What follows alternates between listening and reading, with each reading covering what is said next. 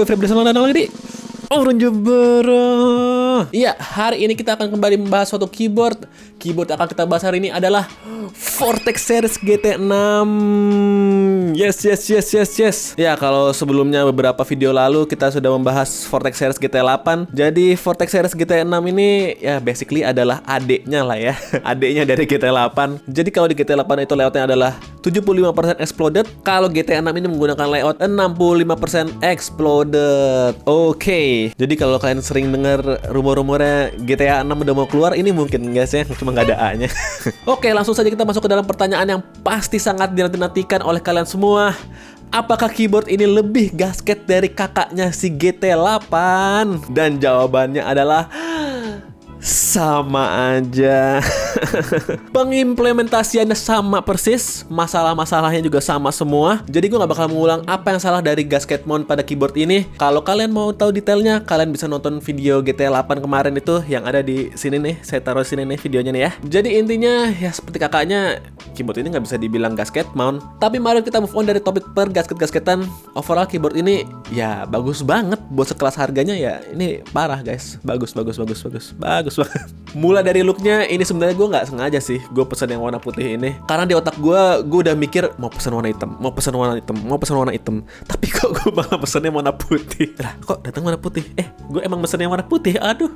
Tapi pas gue lihat lagi keyboardnya, gue nggak nyesel sih, beneran gue nggak nyesel mesen warna putih, karena jauh lebih cakep daripada warna hitam kemarin di GT8. Mulai dari legend sub legend yang lebih rapi, warnanya yang gak terlalu mengkilap, dan juga LED yang lebih bright. Aduh, cakep banget. Dari tapping experience-nya gue juga lebih suka di GT6, nggak tahu kenapa, soundnya tuh lebih padat gitu rasanya. Kalau yang kemarin di GT8 gue bilang suaranya clacky parah. Tapi kalau yang di GTA 6 ini enggak. Gua masih merasa GTA 6 ini bisa dibikin tok. Dan di unit gue ini juga gue nggak nemuin permasalahan-permasalahan yang gue temuin di GTA 6 kemarin sih. Keyboardnya nggak jalan-jalan, stabilizernya juga sangat minim banget rattle-nya. Ini bahkan sebenarnya masih ABS keycap ya. Cuman entah kenapa ini suara spasinya cakep banget deh. Gue nggak tahu. Sejauh ini gue baru pernah nemuin suara spasi yang nyaring-nyaring gini tuh di keycap yang PBT seperti pada keyboard VX8 atau Voyager 68 yang pas itu gue pernah coba. Ya gue nggak tahu sih ini kenapa bisa. Duh, cakep sih ya suara spasinya ya.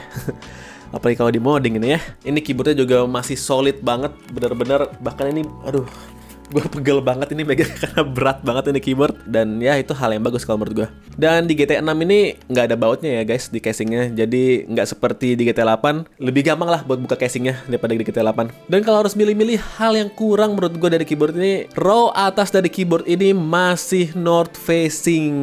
Jadi hanya di row paling atas ini nih, row angka ini nih, itu north facing sendiri. Sisanya itu south facing.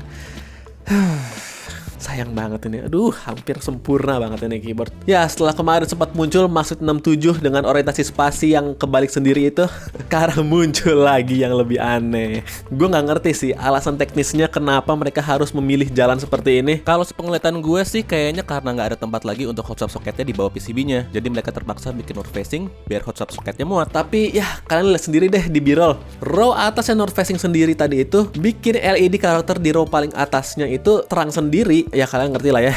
Lampunya itu kan di bawah kalau south facing, dan karakternya kalau di keycap itu kan di atas letaknya. Jadi cahayanya itu nggak bisa nembus sempurna karena lampunya itu nggak pas di bawah karakternya itu. Ya kalian ngerti lah ya, ngerti pastilah. Tapi seperti di video GTA 8 kemarin, gue tetap heran kenapa mereka tetap pakai keycap yang karakternya itu nembus cahaya, sedangkan ya mayoritas switchnya itu south facing. Cuman kalau ada dari kalian yang khawatir apa row paling atasnya itu bakal interference di keycap yang cherry profile, kalau menurut gue kayaknya enggak sih, nggak bakal interference, karena biasanya itu yang paling rawan untuk terkena interference itu di row tengah. Tapi ya jauh lebih baik sih sebenarnya kalau menurut gue, semuanya itu south facing, nggak ada yang north facing sama sekali. Lalu yang gue kurang suka itu dua function button yang dikasih di kanan sini nih kawan-kawan, karena isinya itu patch up dan patch down, dan kita sudah punya mouse guys. Gue yakin 90% mouse rakyat Indonesia itu sudah memiliki scroll di mouse-nya.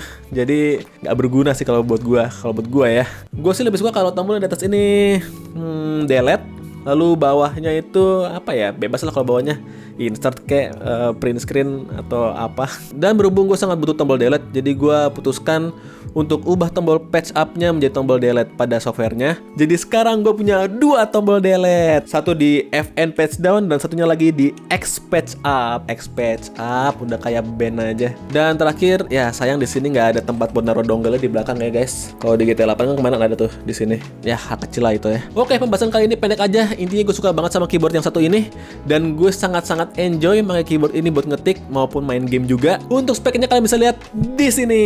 Oke.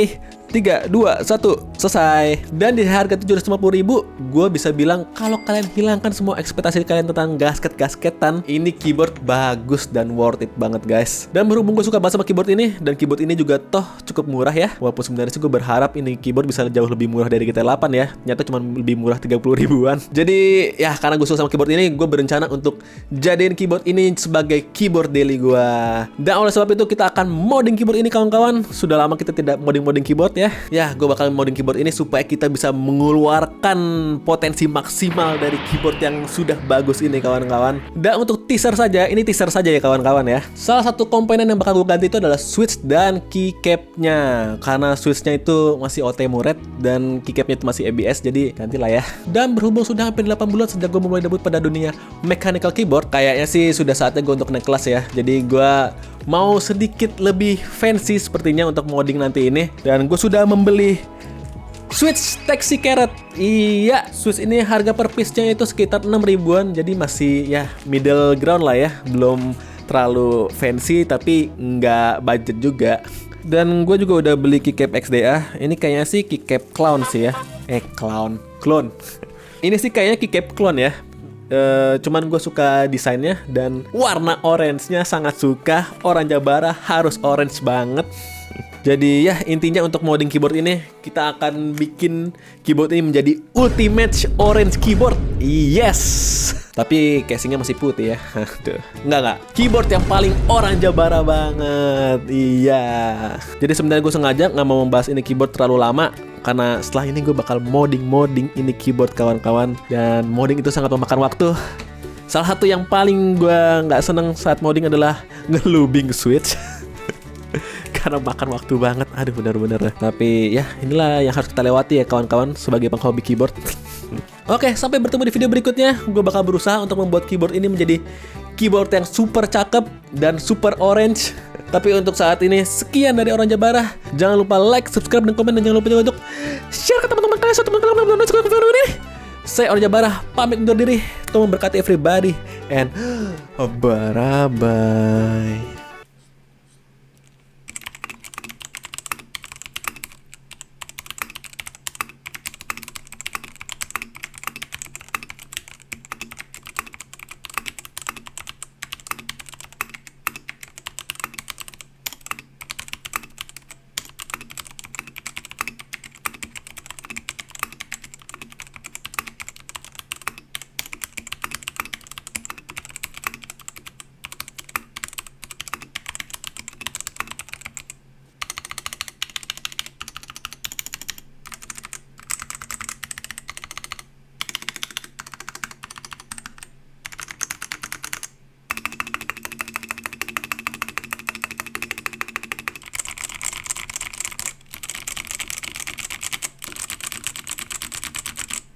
Bulan sejak gue memulai debut dalam dunia mechanical